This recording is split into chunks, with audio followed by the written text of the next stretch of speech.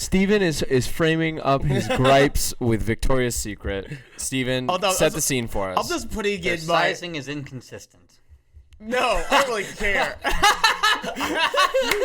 What happens between me and my own home? No, it doesn't matter. No, but hold on. I think it's an interesting argument. but Victoria's Secret is sexist because basically it exists to make people look more attractive and appealing for men in a sexual lens. In a vacuum, it's neutral, but it represents like structural things where women are encouraged to spend a fuck ton of money to be pretty for men. I mean, in and of itself, it's as a store, it sells things made of fabric, but like, have you guys walked into like an Ulta Beauty before?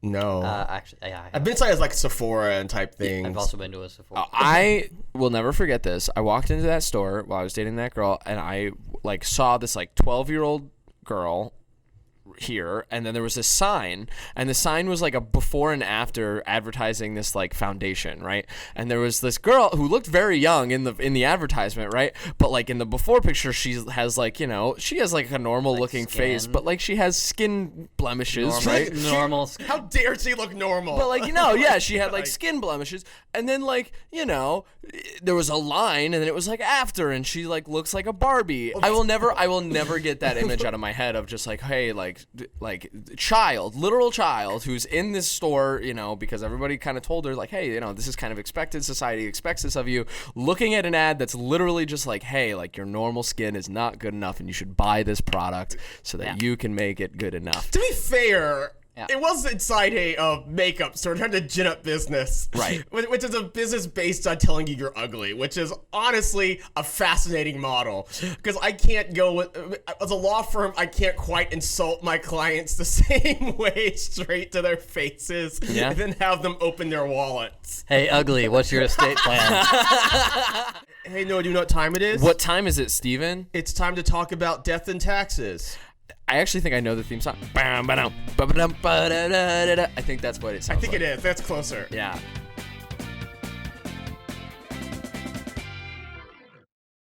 Hey guys, welcome to Let's Talk About Death and Taxes, the only show on the internet hosted by us where we talk about the two things that Benny Franklin said were inevitable in life, death and taxes. On the show today, it's Christmas time. Yay! Yay. Oh god, I think I knocked the tree over. Jess is giving me a stank eye that's like, okay, why did you bring it in like that? Oh god. No. Baby Jesus! I'm sorry, I killed Jesus. Well, don't worry, he died twice. Well, technically once, but hopefully we can fix that in post. Yeah, exactly. Yeah, Oscar, just Photoshop this on After Effects. I could help, but I'm gonna. I don't want. I'm gonna let you figure this out. I was gonna say I don't want to. But I want to see how this plays out. There we go, nailed it. It was a 3-hour episode, but 2 of those were just Noah trying to fix the tree. Jess, who is our intake director and also does tech for the show, went out and bought all these wonderful Christmas decorations, and I think they're great. We'll have glitter for years. Yeah, exactly. Still upset about that? And so she said that she bought Christmas ornaments that describe each one of us, and I thought that would be a great thing to talk about at the top here. She got this one for Steven as Captain America. Steven, what attributes of Captain America do you think you embody? He's old. He retired. He didn't make a lot of money, but that's not an attribute I associate with myself. But and one day he'll be black, so that's exciting. Fantastic. I just said that I'm the taco, which I love. I eat Chipotle pretty regularly, so that's fitting. And I don't know. Our office is right. The Chipotle by our Woodstock office has opened. I have not been there, but it looks very exciting. Oh, I'm going there today. But yeah, I think that's probably why. I also think both our tacos offices are fun. Conveniently located within walking distance of Chipotle's. Yeah, it's almost like you planned that. Chipotle planned it. They followed us. They're like, oh, there's a profit center. And isn't next to that Chipotle going to be a Popeyes? Yes. Ooh. The only Popeyes in really this area. But anyway, I also think tacos are fun, and I like to think that I'm fun. And I mean, maybe that's ignorant of me in Mexican culture, but I don't think I've ever seen a sad person eating a taco. Have you ever seen a sad depressed person eating a taco? Normally people eat tacos or drinking, so people seem okay. Perfect. Yeah, perfect for me. Yeah, I don't know. I love that. Tacos are delicious and they're great. And speaking of drinking, James, she got you a beer bottle that says microbrew. So I think the She first thinks thing you're it currently says drunk. that so Jess thinks I'm an alcoholic, which I don't think is fair.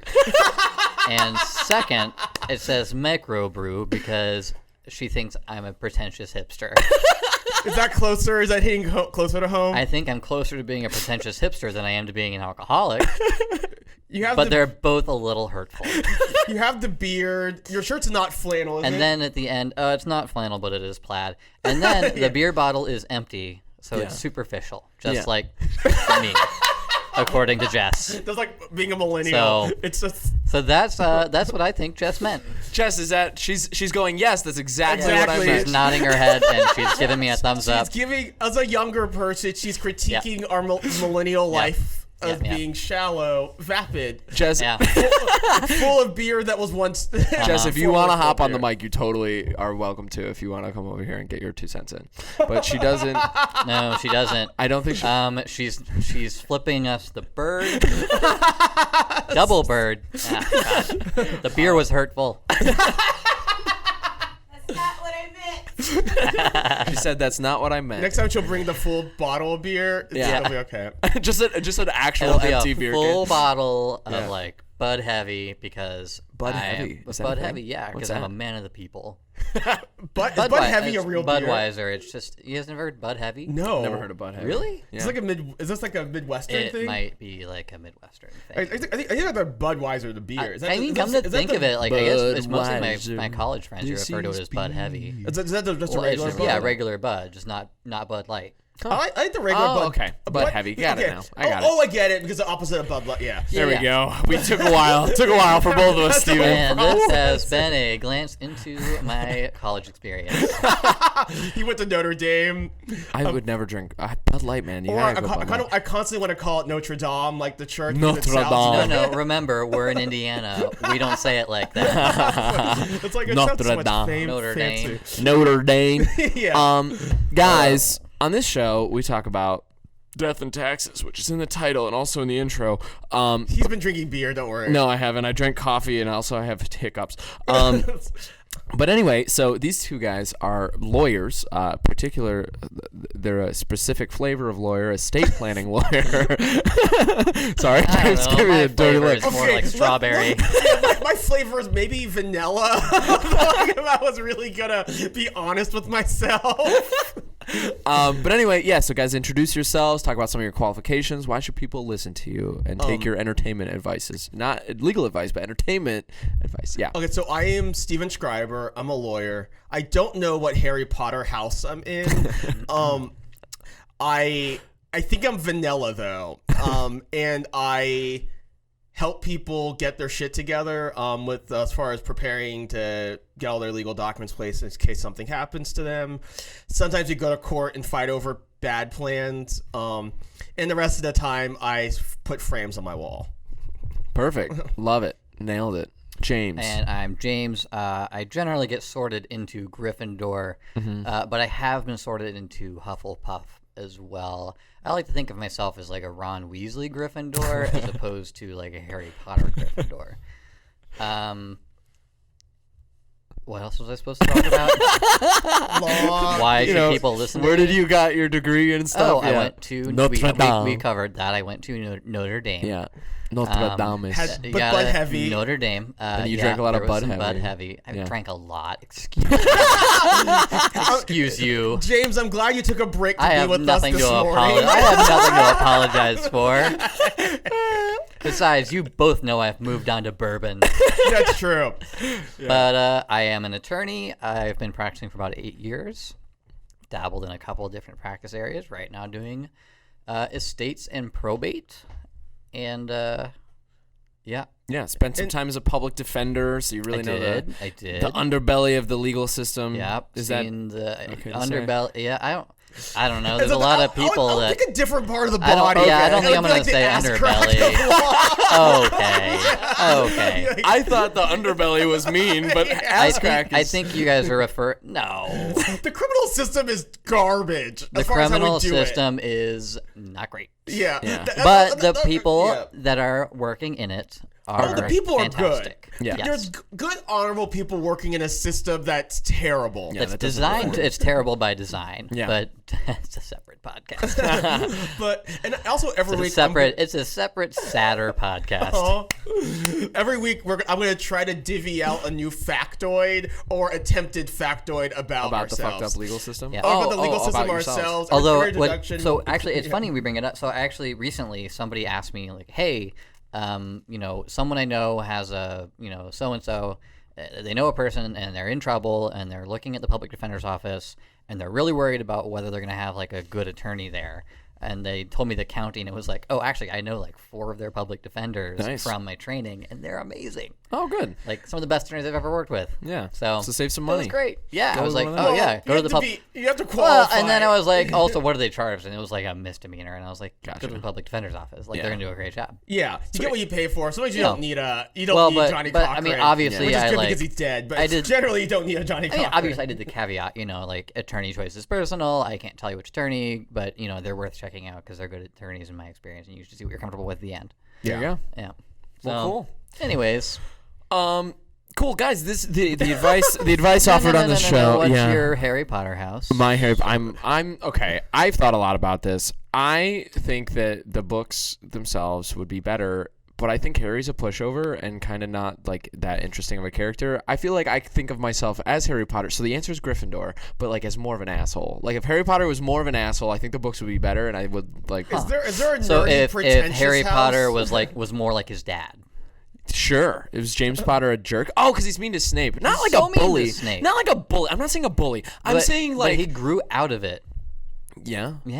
Yeah, James Potter ended up being like a good Oh dude, yeah, but, no, like, exactly. kind of yeah. a jerk. Yeah, exactly. But, like, I you just know, think good Harry's dude. kind of like he lets other people just like He got I the don't know. book named after him. I don't right? know. Yeah. He had an extraordinarily traumatic childhood. Yeah, Let boy. him work through some stuff.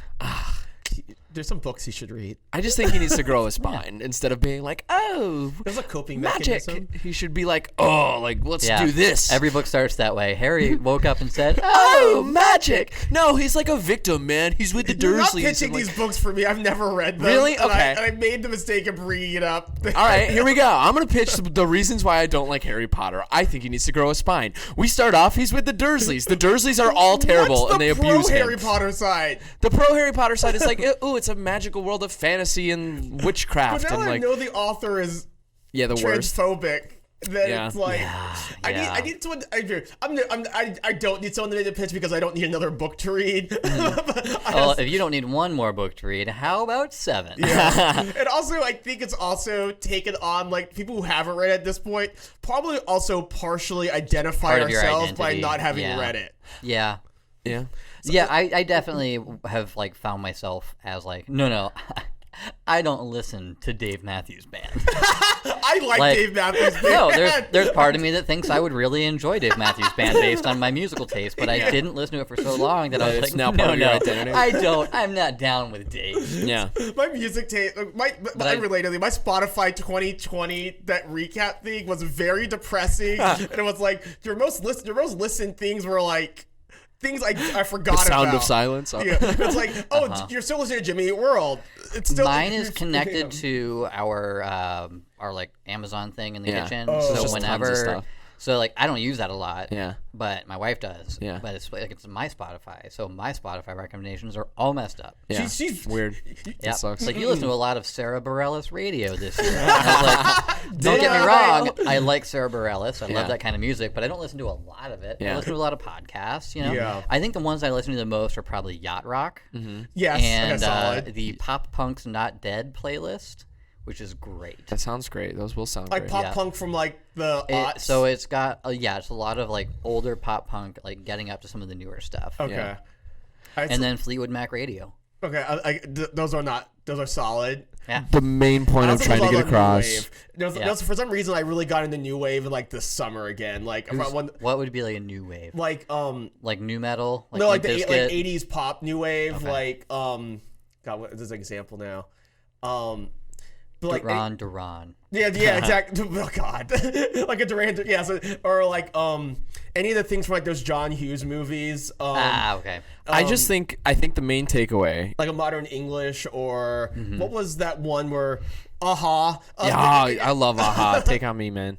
I think the main takeaway from this conversation should be that Harry Potter is not an interesting character. He doesn't even have a driving force other than like beat this guy who's evil, right? Who's just like blatantly painted as the most evil person in the world. This was like a think piece.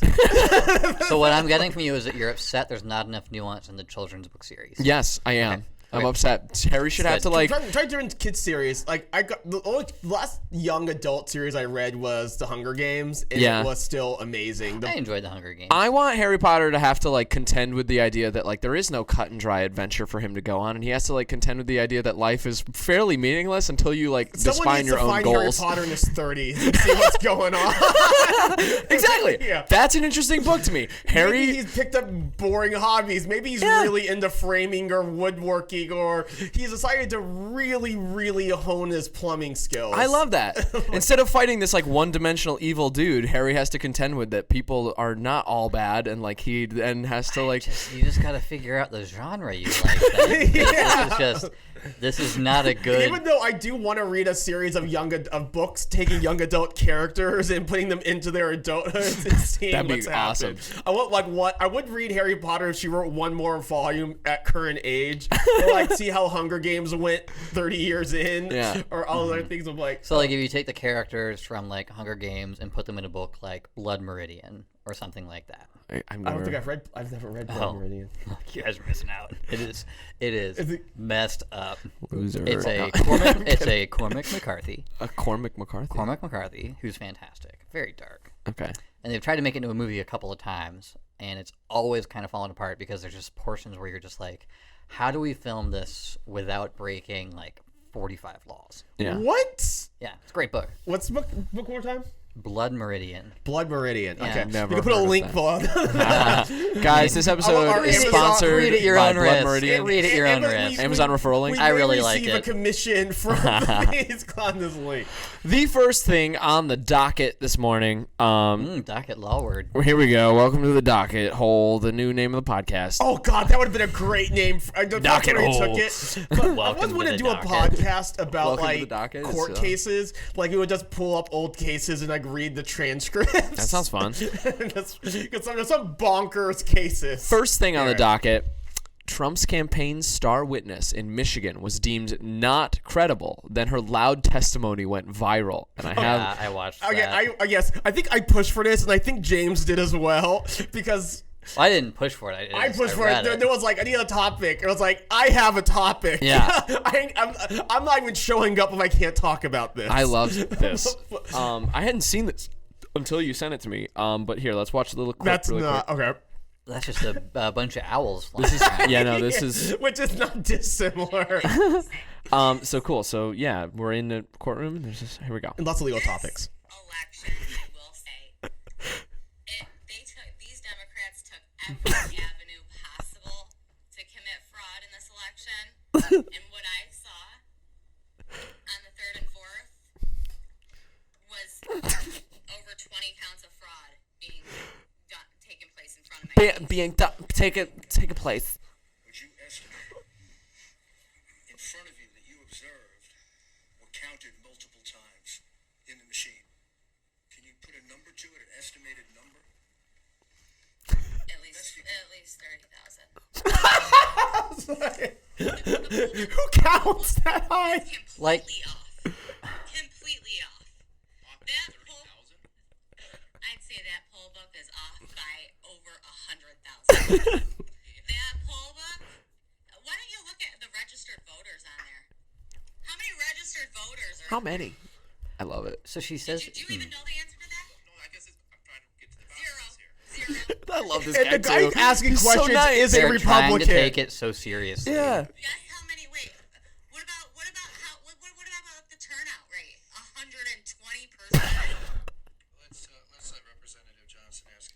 So the poll book number, and there's two things that could happen here. Either the poll book number, if ballots were counted multiple times, there's two options. We don't have to use this whole clip, Oscar. We can just use part of it. Is that the poll It book is in the number public cannot be domain, so we could run Is as it much really? as we want. Nice. not by thousands and thousands of votes. That's not what we see right now. You take a That's look option again. number one. I love this next part. This part's my favorite. They essentially were filling in names of people who didn't vote. Dead people too? So is that? I guess is that your Representative suggestion? Johnson ask his question. And then when I thought he's that done, was his answer. I guess that's my question here is why we're not seeing the poll book off by 30,000 votes. That's not the What case. did you guys do? Take it and do something crazy to it? I'm just saying the numbers are not off by 30,000 votes. So I know what are I you saying saw. that they're filling in? I know what I saw, and I signed something saying that if I'm wrong, I can go to prison. Hold on. Did you get that? Did you? Yeah, no, Did you sign? Did you sign something that said you can go to prison? question, and then don't interrupt him. And then if you want to respond to it, that's fine. Did you have more? That's my favorite. Rudy Giuliani should be disbarred.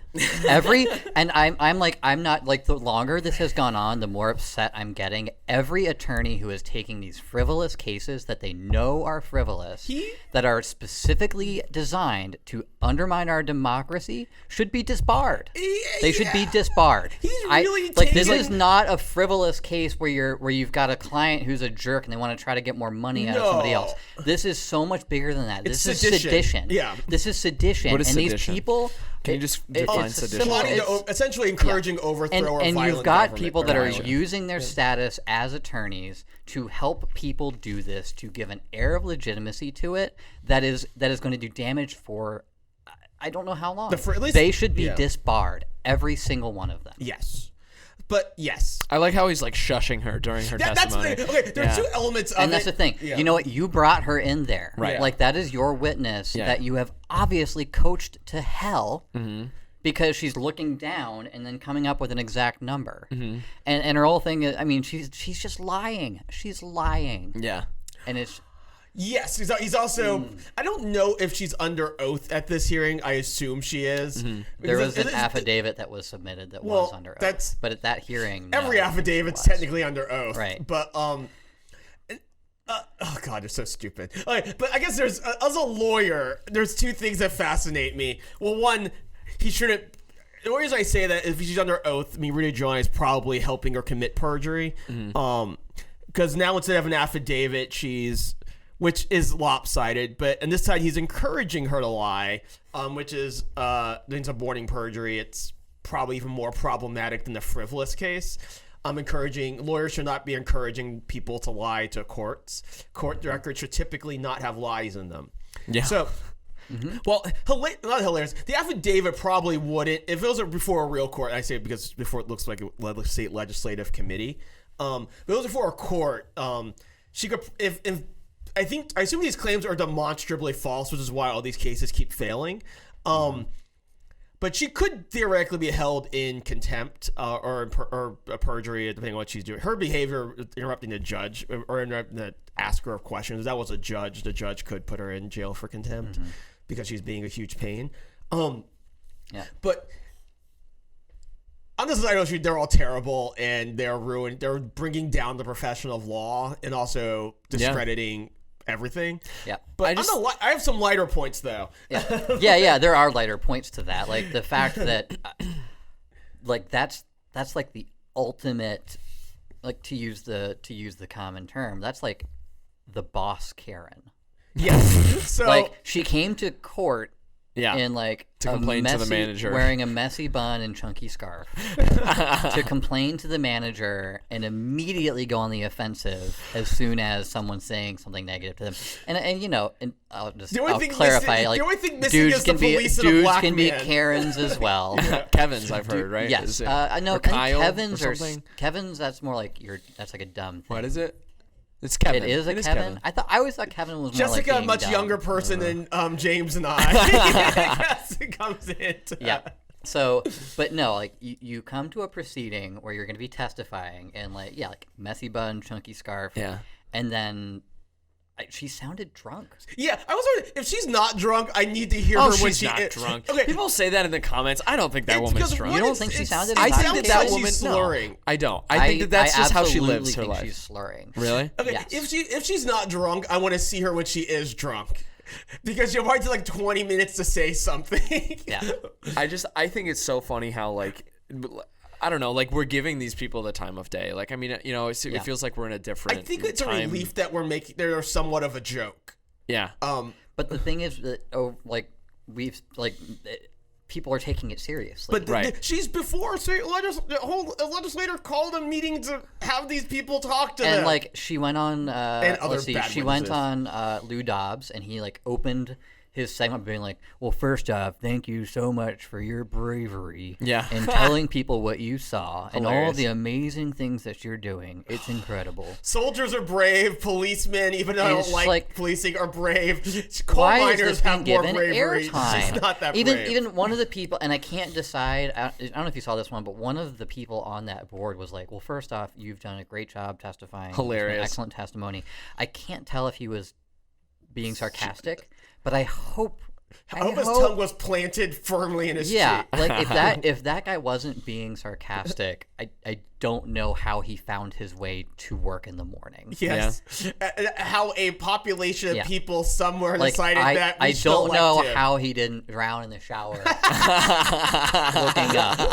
Bird does that. It's like That's a myth about the turkey. a myth about the turkey. Okay. I've never heard that. I love that. That's really funny. So a lot of people were saying they think that he was being sarcastic to try to like pull her into saying something even stupider by being like, "I'm on your side, so you just gotta tell these people You're the doing truth. great. Yeah. You're doing great." But the way he did it, I was like, man, like even if that's your tactic, all you're doing, like now, a bunch of people are gonna take that clip of you saying that she's doing a great job, and that's what they're gonna focus on. Yeah. Like I think she should have been met with universal condemnation. Yeah. I I think it's wild because I mean obviously she's just making unbased claims, you know, but like it's one of those, I don't know, I feel like if we've gotten kind of used to that in the past 4 years and everybody's kind of just desensitized and now it's just like another day, right? I didn't even hear about this news story. If this happened when Obama was president, like every His news main scandal was wearing a fucking tan suit. yeah, and wearing or having mustard on a hot dog instead of ketchup. Yeah. And the arugula. Remember the arugula? Yeah. He's like, he didn't have lettuce like real Americans. No, it was he had ketchup on a hot dog, not mustard. No, it was mustard. He asked for mustard on his hot dog or hamburger or something. That's It's how Dijon. you eat. He's Without from any ketchup though. But he was in Yeah. Chicago. But they have like if they you're in have the tomatoes and the relish. if you're isn't in it? if you're in Chicago and you ask for ketchup on your hot dog, they like a lot of places will take a picture of you, Really? and put you on the wall of shame. Hilarious. Yeah, What's a Didn't know Chicago? that. Chicago isn't it like mustard, it's on relish, it's on a pickle? poppy seed bun.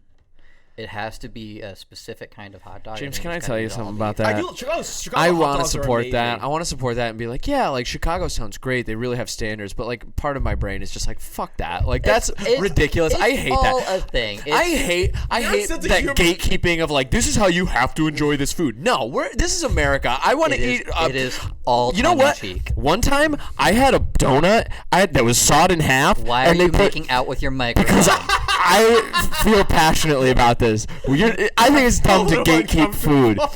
I had once a donut that was sawed in half, and somebody put a hamburger. It was a cheeseburger. It was a bacon cheeseburger inside of a donut. That sounds incredible. It was so fucking good. What's and if your I went to point? Chicago, they'd be a like, glazed donut. That sounds like a Are you solid. kidding? was a glazed they donut. sell 'Cause donut hamburgers in Chicago. I just think that food gatekeeping is stupid, and like if Like somebody the in Chicago is gonna be like, Chicago you're eating ketchup on a hot dog, come at me, Chicago. Okay, well, Let's throw down. Baldwin's been more just generally as regional pizza because it's terrible. It's a terrible competition that we're all losers in. Hot dogs seem fairly benign. So look, it's just a Chicago-style hot dog is a specific item with specific toppings. And that's fine. What are the toppings though? And that's why they give you shit if you come in and ask it with ketchup, because that's not on a Chicago hot dog. Yeah, what's and that's Chicago fine. style hot dog So toppings? and you know, It's like the peppers and the. it's I one of know. our views. I So get it. yeah, so So we have the but you obviously don't know. I Noah. do know. I've read all about it. I the hot know. dog- I All get right, it. so Poppy it's a bun. poppy seed bun. You've got I think it's the all beef. Yeah. I think it's like a The all beef, yeah. yeah. I've had them before. I just So can't remember. you have to have the like neon green sweet relish. Okay. You have to have sport peppers. Uh huh. You have to have celery salt. Was it a you tomato? will often have some little tomato slices and yellow mustard. Okay, but Chicago style hot dogs. I do and like then some like diced onions on there. Chicago. I mean, it good was in hot dog. Chicago. Chicago is a great city to see for about 6 months of the year, and the other 6. That's being generous. Yeah, Chicago does know how to use its summers productively. They will get the fuck out as soon as. But the thing about cracks Chicago 40 is because degrees. it's miserable so much of the year, you're inside eating and drinking, so it's a great food scene. In the grand and scheme. also they have Malort, which is also disgusting, but takes away it from Chicago. I have 2 bottles of Malort at home. Before I left, I bought 2 bottles. In the grand scheme of special humanity, occasions. in the grand What scheme, special occasion? Like your dog barfed on the coffee. Bachelor parties. The last time I cracked like open. Malort? No, I don't. what is Malort? Malort is like a regional. It's a regional. So it's based on a Swedish. It's kind of like, you ever heard aquavit? No, It's like a super bitter wormwood-based liqueur. gotcha. And it's like it's a bitter. So Gotcha. So you drink it and it just punches you in the gut. Gotcha.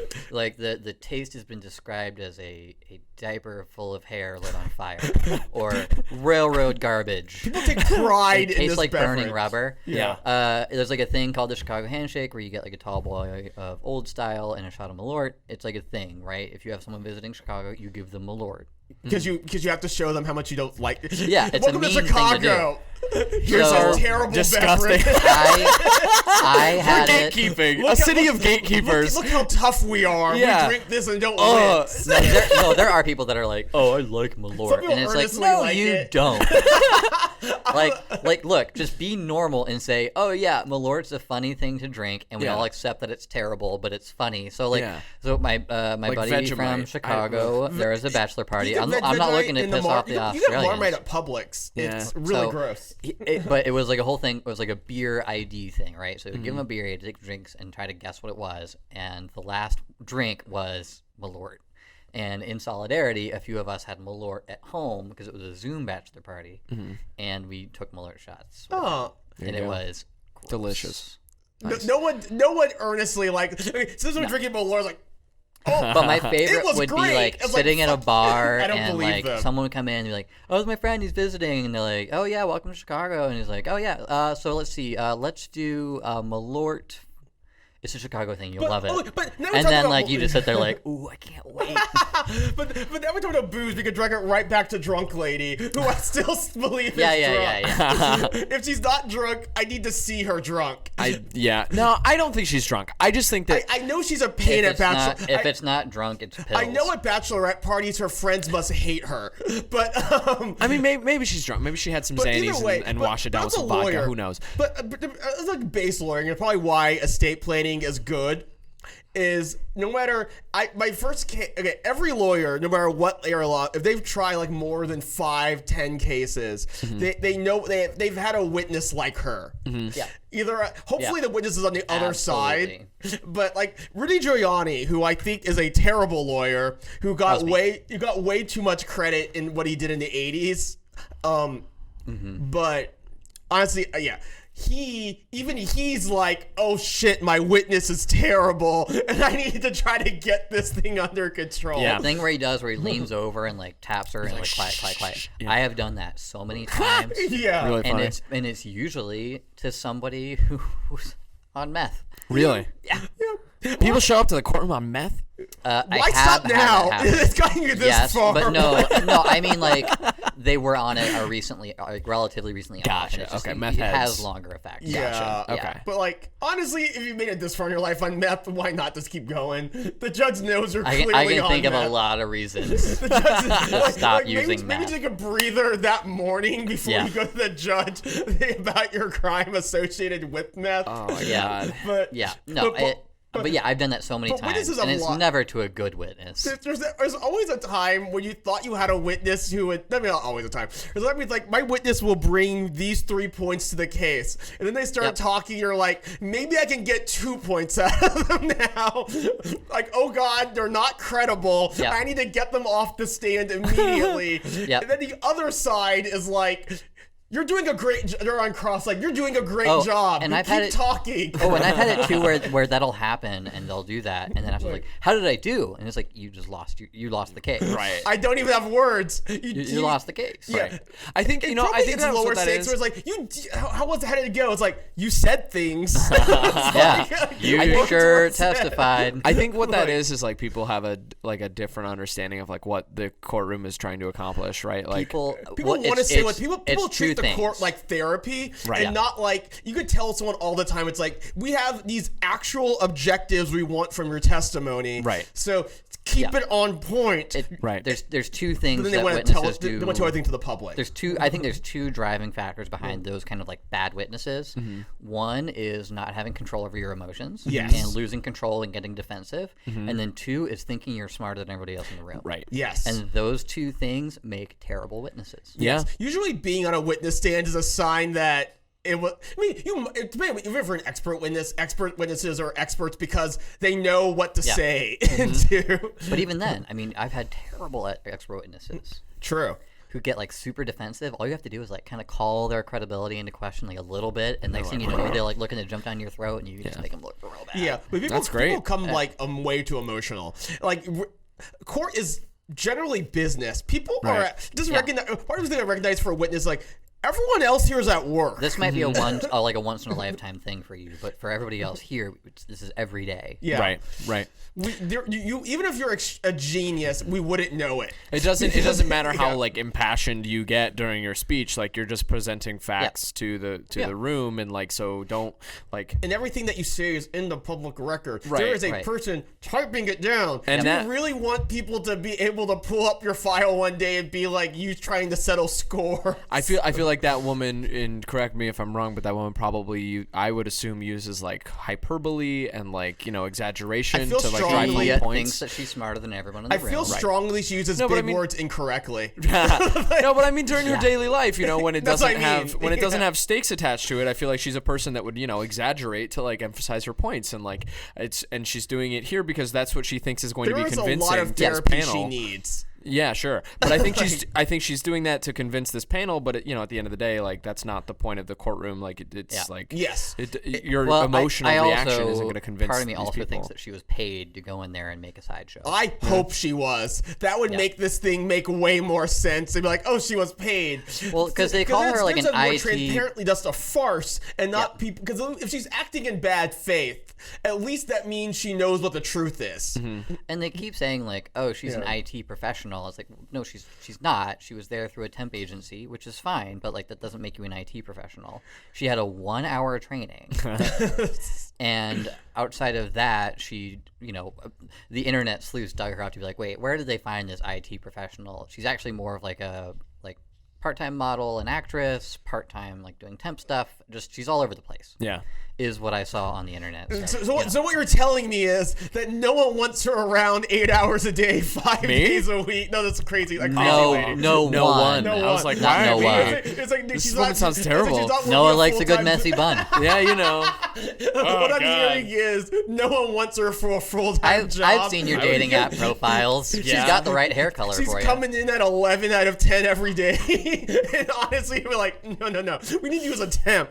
We need to go home at noon and not talk to us again. I think if I'm sorry, I was going to say something really mean. No. I was going to say something really mean. But if she comes at her life like she does at the witness stand, yeah, I would need her to be. But I would end it. I would end my life. I mean, really, I would. Could you imagine like coming home for dinner and like she's there and like she's like, oh my God, can you believe these Democrats? I would kill myself. Something that said that if you don't like this dinner, I go to jail. Did you? To be fair, she doesn't know she has a problem. So exactly, that's the worst part. But it's just one of those classic things where it's like comforting because she will make other people will want to run away from her. But she'll blame them. She knows that she can't argue the facts, so she turns it into an ad hominem attack against everybody she's talking to. Right. Yes. So that's where it's like, so the numbers you're saying don't add up. You said 30 counts of fraud. Now you're saying 20,000 counts of fraud. Now you're saying 120,000 counts of fraud.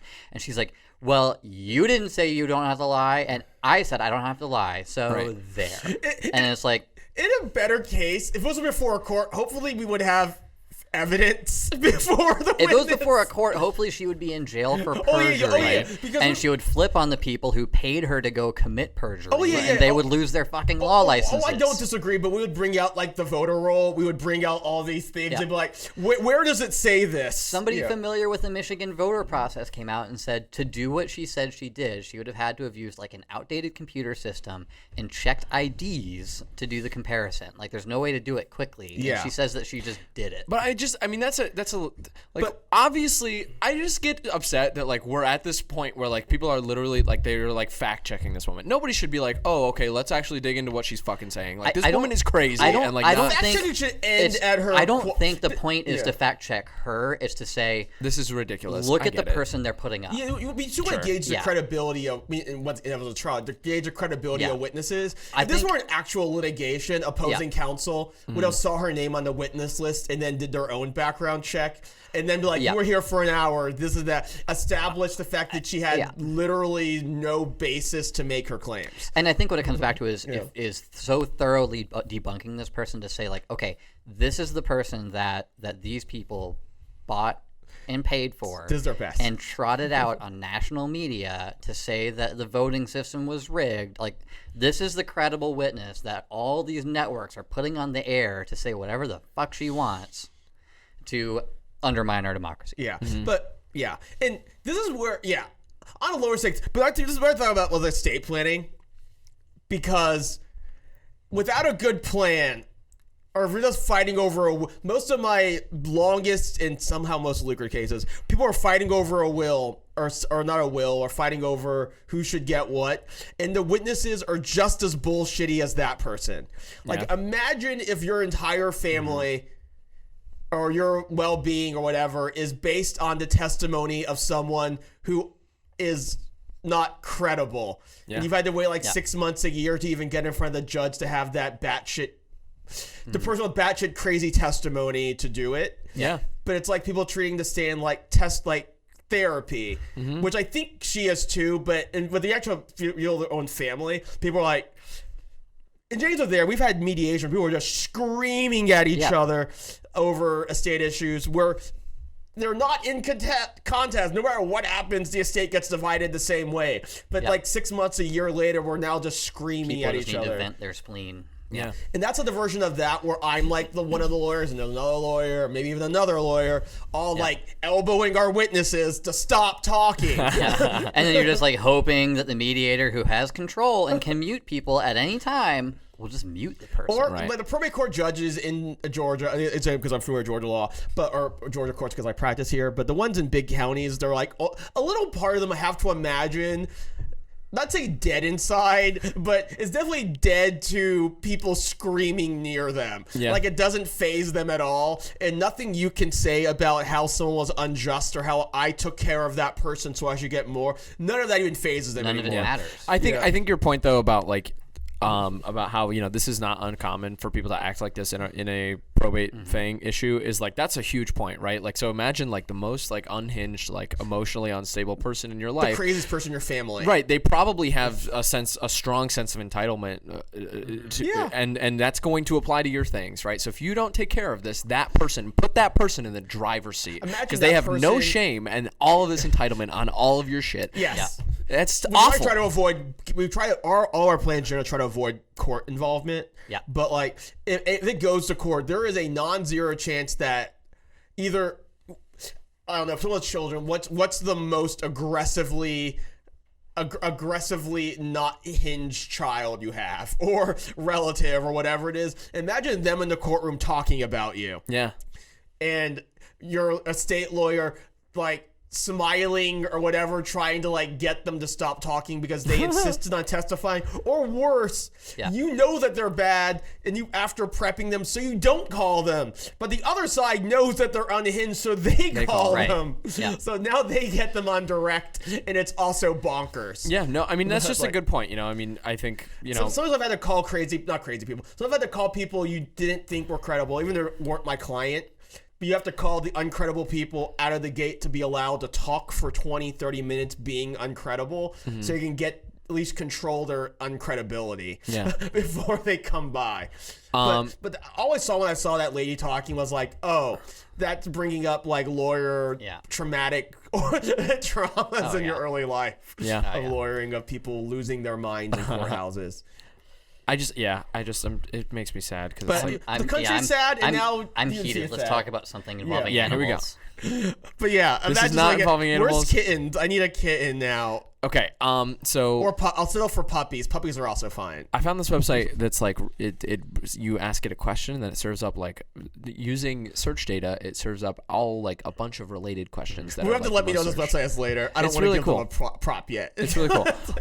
But so it Googles it. So it Googles it for you. And then that spits out the most relevant answers without you having to click on a website. But the UI is really nice, and I don't have to like dig through Google results, which actually change based on location and search history. Oh yeah. It's pretty dynamic, and based on your past search data, it gives you results based on. So what it's you unreliable, and you'd have no idea if like the most searched questions are actually the most searched questions. So this website is supposed to give the most searched questions. When you search the term last will and testament on this website, one of the top questions is what assets to include in a will. That is the question. So, all of them. Everything. Okay. Well, you have to Next account question. for everything. No, but I mean. So what does that mean though? What does that mean though? So you guys know what that means, but like let's pretend we're talking to somebody who like has never done an estate plan before, never created a will before. So like what is a laundry list, and give concrete actual things that everyone should think about to include in their last will and testament. Whether or not I'll say this generally. So it's part of your estate plan. So the will's just a document. Mm-hmm. So there's many roads to get. So that's the question. Not having a plan to having a plan. The will's one of the ways to get there, but it's not the only way. And even in a regular plan, it's just one of the ways, isn't it? But so first let's list. So if I can broaden your question out though, as far as what you should talk about, because I could then tell you whether to make it part of your will or pass it to someone another way. Okay. So, but the will is designed to convey, and when you die, there's things that are in your name. So like your house, if it's titled to you, your personal property, your car, any bank accounts that are just in your name, really anything that's just in your name.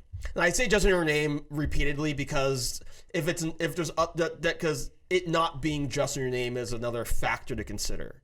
But if it's just in your name, then the will would convey it to the person or people or organization or however of your choice. So when we sat down to make a will, I want to see everything that's in your name.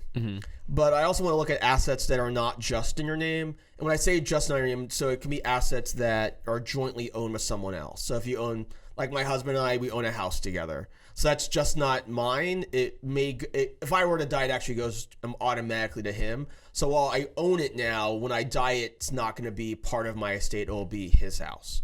Same for our joint bank account. Both our names are on that account. Even though it's my bank account now, I can go to the bank right now and take money out of the account or put money into the account. When I die, it's not my account anymore. So jointly owned things do go in a will, or they don't go in a will? They won't be transferred through your will. Okay. If it's jointly owned with right of survivorship. Right. With right of survivorship is the operative term. And most things with real houses or bank, any jointly owned bank account, like 99.9% of them are jointly owned with right of survivorship. There are state laws that actually govern allocation of them in theory, but no one, as a function, no one ever does divide it. Things like with beneficiaries on them, so you have like a life insurance policy, that's not technically part of your estate unless you make the estate the beneficiary of it, or you leave the beneficiaries blank. But if I say, for example, I have a life insurance policy now, I'm using my plan. So I have a life insurance policy now. When I die, my husband's listed as a beneficiary. So right now it's a contract between me, the insurance company, and my husband. So that when I die, they give my husband money. Right. That's not part of my estate. It's not part of your estate. And same for like any account we have a beneficiary on it. So I have a brokerage account. My husband's listed as the beneficiary of it. So when I die, similar function. So while it's just my account right now, when I die, it now becomes his account. So certain things will not be part of your probate, will not be part of your will, but they'll be part of your estate. Gotcha. So you just kind of want to make sure you kind of globally look at it. And also the final thing with your will is if you have children under the age of 18, the will is the only document that you can use to give them to someone else. Exactly. You nominate a guardian for your kids in the will, so that if both your kids' natural parents or adopted parents have died, then you can nominate a guardian. Obviously, if you're married or your kid has another surviving parent, they would get the kids unless you made some sort of other agreement. But if both parents die in a common disaster, which is the most likely scenario for this, then both parents' wills would hopefully name the same person to be the guardian of the child, or else you've created a really dumb legal issue. Well, I was making a joke saying you could actually give your child to someone. What does it operate? Like, I leave my annoying 3-year-old to this person. They used to have like they had like in law school we had examples of like back when alleged things like prom babies and over things of like people abandoning their children. States had programs where they still have them where you can abandon your child at a firehouse or at a hospital. Really? But Nebraska's law didn't have an age limit. So you could literally bring any child you had to and there were stories of this, and they were really heartbreaking. Oh, man. But like, honestly, it's like, I'm a terrible parent. Sometimes they might have been, if you're on drugs or whatever, and you're not a good parent. You can't afford. Yeah. People would bring their child to like a fire station and relinquish parental custody. But your will itself is not operative till you die. So the will hold on a has second. no legal meaning until you're dead. So so many things. Let me frame this up here. Sure. So the question is, what assets to include in a will? I think your pushback is that people. I think what you often run into people is use will as a proxy for the whole plan. Hold on. Yeah. So that's So people come to you thinking, okay, all I need is a last will, right? As soon as I knock this out, this is taken care of, and then I'm good, right? And so like this question is assuming the premise of that's everything that is an estate plan. There's no such thing as an estate plan. It's just a will. And so as long as this will is taken care of, then everything's done. What you're saying is that that's not a last will and testament is not just a will. It's just addressed by having just a will. Yeah. You are dangerously close to having that crazy lady being at your probate court trial. Right.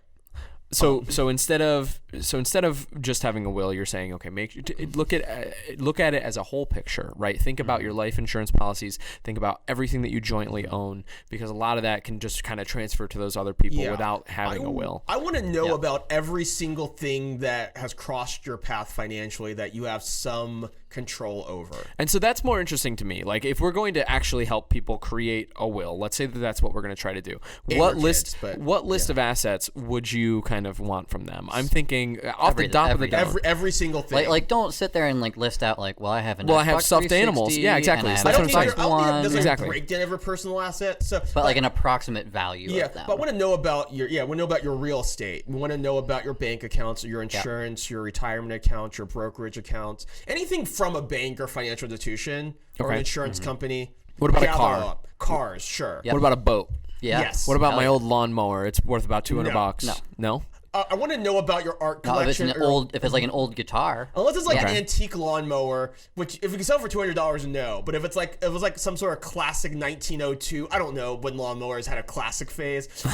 If you have a family collection of antique lawnmowers that's weirdly valued at a high amount of money, or it was owned by a famous person. Yeah. Let's say you're the this John. Was Bob Vila's lawnmower.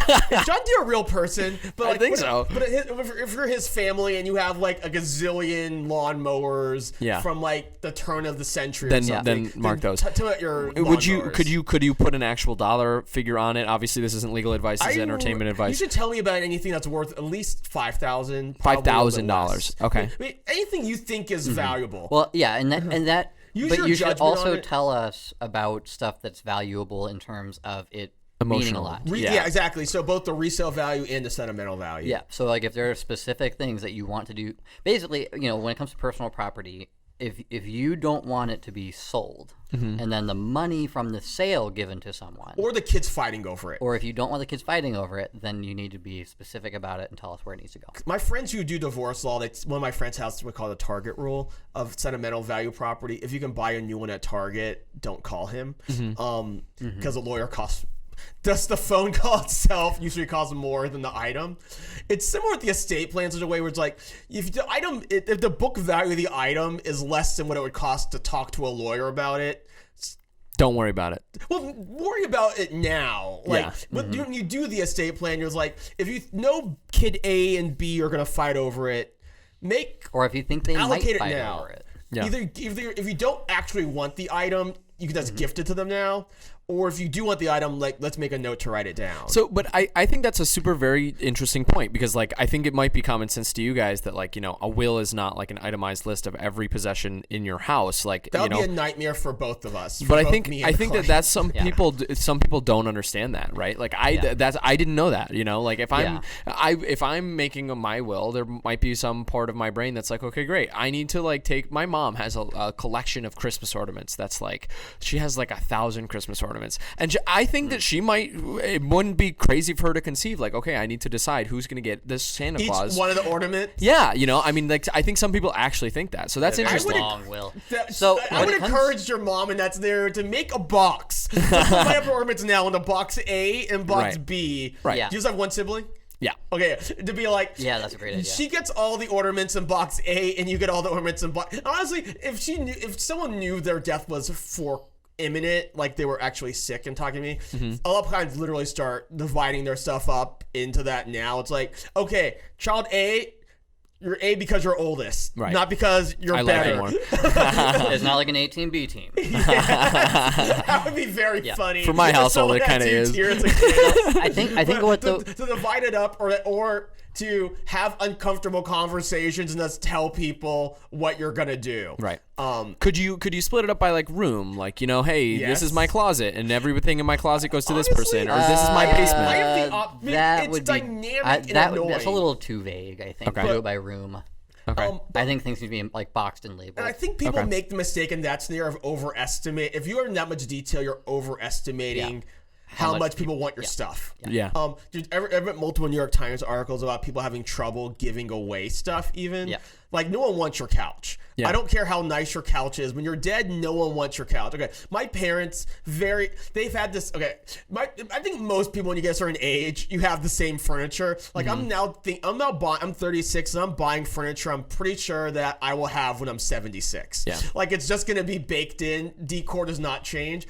If I have kids, my kids are not going to want my 40-year-old couch when I die. So that's an interesting point. Don't bother. Don't bother with the couch necessarily. Right. Okay. Don't put the couch in the will. Yeah. So we're talking about things of particular value, but either economic value or sentimental value. So like if if you're in doubt, just tell me at our meeting. And a kid, and something like a couch could become important. Like if you have a kid or a relative who, for some reason, has a very strong memory attached to that couch, then yes, that would be such a relief as an estate lawyer that someone wants your couch and they'll have to hire a junk person to get rid of it. So a will, what you're doing is you're taking the items that are really important to people or important to you, and you're giving those away specifically. But for everything else, you're just calling it personal property. Yeah, and you'll split and it some way. It's being split. Yeah, it's being split up into shares or something like that. It's called the residual. It's everything else that you haven't specifically talked about. Yeah, gotcha. And honestly, for a lot of people, it could be like everything that's not listed goes to this particular person. Gotcha. And then it's a call it a day, and that's now their problem. So,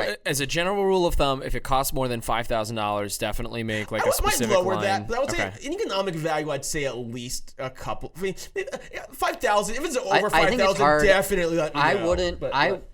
I wouldn't want to put a number on it. Yeah. Right? I think it's just saying, like, if it's an expensive item, if it's a valuable item, go from there. Or if it's something it's not a PlayStation. that is important enough. So over $1,000. If you have a PS5 right now, maybe list that in your specific request. So, it's just what's valuable, what's important. Those are the things to do specifically. Yeah. Okay. Everything else is taken care of in like a lump paragraph. And I think it's also, part of that is also just being realistic with your stuff. Like, no one wants my forks. Yeah. Actually, if people who visit my house make fun of, I have too many forks. But the idea of this, no one wants all my extra forks. We're trying to give people some actionable entertainment economically advice. or sentimentally, let us know. Yeah. And if it's also one of those other things, like if it has a title to it, so just like a certificate, like with a car or a deed for your house or anything with a bank or financial institution, let me know.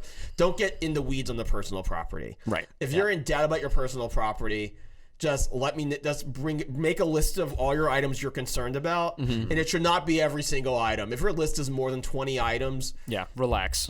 Yeah, for the most part, relax.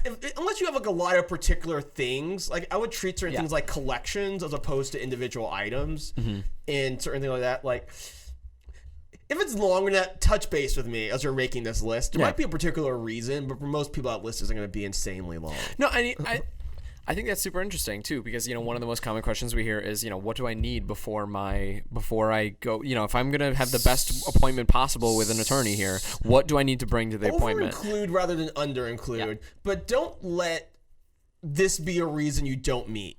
Right. I don't want if one of the few things I'm good at is helping people make decisions on this. Don't deprive yourself of the help making your list by waiting and trying to do it yourself. It's like me trying to prefix my sink before the plumber comes. Just let the plumber do it, because I'll probably make it worse before it gets better. So tell the plumber how you want things to look. Tell what your goal is. I want my tell drain them what to be your clear. goal is, but then let them work out the mechanics of it. Yeah. Because I can help you answer your question. Like, it's like if you're not sure who I want to be the guardian of your kids. Like, okay, I can help you work through that process. Like, I don't know what to include. I can help. This is our job to work through the process with you. So don't let that be the end. Don't let that be the reason you didn't meet with me. Yeah.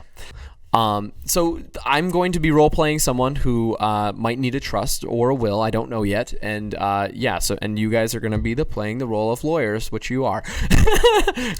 So James and I will ask you some questions. Sounds great.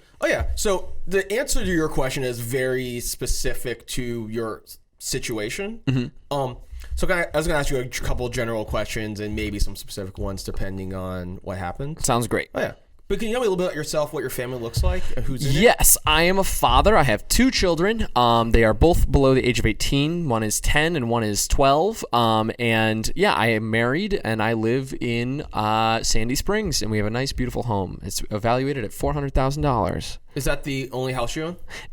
No, I have a rental property, and it's located in Midtown. Okay. So that's also in Fulton?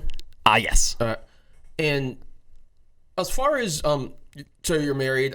As far as how income is earned, are both of you earning relatively equal incomes, or? Yep. We're both teachers, and we both earn around $60,000 a year. We've been working for a couple years. It's been a while, and it's a good district. So don't squint your eyes at me. No, I just sorry. What? It's pulling me out of the role playing that a teacher has a $400,000 house and a lake house or a rental property in Midtown. I inhirted a lot from my parents when they passed. Okay. That's we fine. got some. Sorry, properties. back in the role play. Excuse me. But as far as other assets go, so I know you mentioned those two, your main your property where you reside and your rental property. As far as other assets go, can you kind of work through that? Like, so you have a checking account and investment accounts? We have a checking account, joint checking account. We have investment accounts. We both have retirement accounts and pensions. So I know you're a teacher, so it's like the state teacher fund, or is it? Or Yep. Or is it a private school? That's the one. You nailed it. So TRS. Yes, a TRS. Pension stuff. We have a brokerage account too.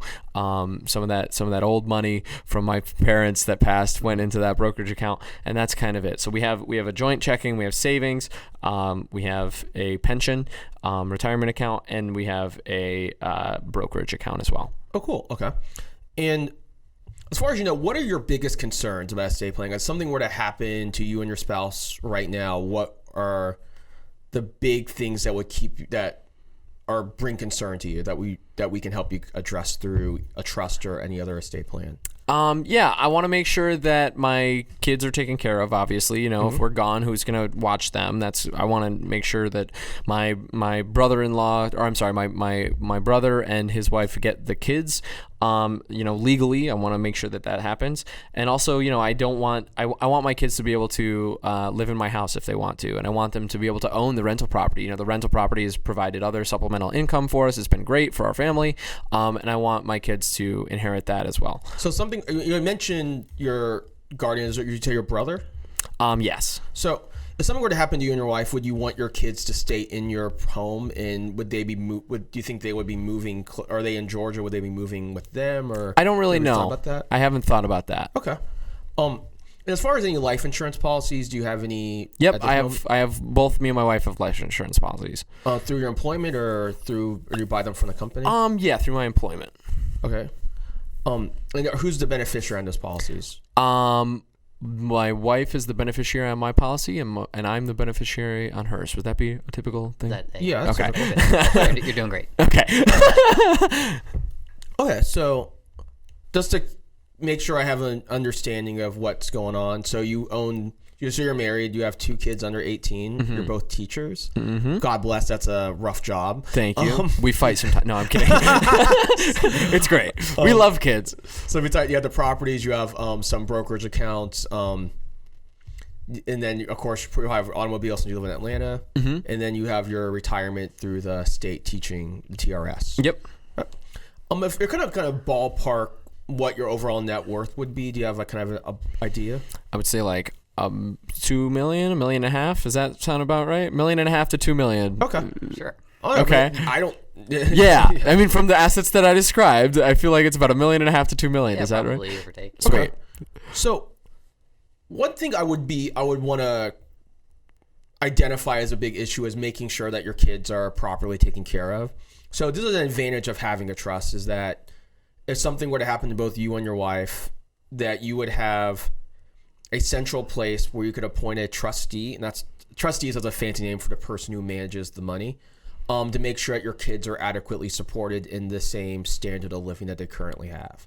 So the idea would be, is that if something were to happen to either you or your wife, that assets would pass into the trust for their benefit, and then upon a triggering event, like typically it's turning a certain age where they're responsible, that the trust would transfer the assets to them. And as a general rule, I don't like when 18-year-olds get money. 25, 30 are ages I typically more recommend that when they're real more responsible. And in the interim, the trustee can make sure that stuff like they make sure that they stay in their home, their health expenses are paid, education, particularly college, and make sure that they're generally comfortable. Mm-hmm. And so one thing we're going to look at when we fund the trust is making sure that we have enough money going into there, where something were to happen to you, that drawing it down through their adulthood, that it still that it makes sense financially. Okay, so to clarify here, if I want my kids to make sure that they are staying in my house, and if I want them to have to wait past 18 to 25 or 30, that would be a reason for me to get a trust versus just having a will. Exactly, because a trust automatically conveys it has all these protections built in as part of the document. Gotcha. And things go into the trust when either me or my wife pass away. We can set it up so that both of us can... there's 2 points. You could actually put it into the trust while you're still alive. Yeah, cool. Part of the drafting process we do. Right, so you can put it in the trust while you're still alive so that it actually technically belongs to the trust. And then what changes when you pass away is that you're no longer the beneficiary of the trust, your children are the beneficiaries. So it's not even transferring the assets to them right away, it's just making them the beneficiaries. And when they're in trust, you have full control over the assets during your lifetime as long as you're healthy, of sound mind. You can do whatever you'd like with it. It's exactly like owning the property, but you just have it automatically transfer to your beneficiary if something happens to you. Interesting. Okay, if I didn't have children, and I didn't have as many assets as I do, then it would probably make less sense for me to have a trust. Is that correct? It would change the consideration. So having the children makes it, it's a red flag where I will strongly recommend you have a trust. The other situations are more questions about the degree of control you want and also the specificity of your plans. So, for example, even if you're a married couple with no kids, may still want to have trust to make sure that the surviving spouse is provided for, but then once that surviving spouse passes, you still may want the remaining funds to go to a different place, whether back to your own family, to a organization you support, to your college to name a wing after you, whatever type of things that you like, so you get more granular control over it. And it also protects your spouse potentially from their creditors, or allows the funds to be distributed in a way where if they ever need long-term care, that it's separate from your estate. Gotcha. And to give an even simpler reason that a trust might be appropriate in this situation is if you own the house with your spouse and one of you passes away, a trust is a way to make sure that the interest in the house goes directly to the spouse instantly. Potentially. If you want it that way. If that's the way you want to do it. Yeah. And same with other assets that you put into the trust. It avoids having to go through the process of probating a will, which means that if your spouse needs access to these resources that you want to leave them, they'll have that access without all the hoops involved in probating the will. Gotcha. So it sounds like you guys are generally in favor of people having a trust almost all the time. Is that correct? As a minimum, it's always a benefit and never a harm. Okay. Does it cost anything to create a trust? Yes. It does. Okay. And it just depends on the situation as far as what things you need in it. To clarify, the cost is you pay an attorney to help you draft it. Gotcha. To actually generate a trust, no, there's no, you don't have to file a trust or anything like that. You create it in the document. Most of the trusts that we draft up, there's an initial deposit of $10 into the trust. So you're essentially giving yourself, as an individual, you're giving yourself $10 as the trustee. And that's kind of right, unlike an LLC or a corporation where you pay an annual fee, there's no annual fees to the trust. No. Once you set it up, it's set up. It's there. Gotcha. Okay, cool. That's very interesting. So basically, a trust is never a bad idea. It gives you a lot more control of the stuff that you, pass on, and especially if you have children, trusts are always a great idea. And they give you a lot more options, and basically they pull you outside of the legal system versus a will, which has to go through the legal system. Every single will has to be filed with the court. Right. Gotcha. Interesting. So you go online. Thank you very and much. Pull up any celebrity will you want. So if you want to make sure business stays private, you want to limit that. Guys, thank you so much for watching. If you enjoyed this episode of Let's Talk About Death and Taxes, let us know. Post a comment and let us know your thoughts. Guys, if you would like actual legal advice, send us a message. info@letstalkaboutdeathandtaxes.com is the podcast email. You can also give us a call anytime, 404-939-7562. Send us an email to our main firm email at info@Scriber Law or info@Modern Estate Planning, either. .com. Guys, have a great day. Thanks so much for watching. Goodbye.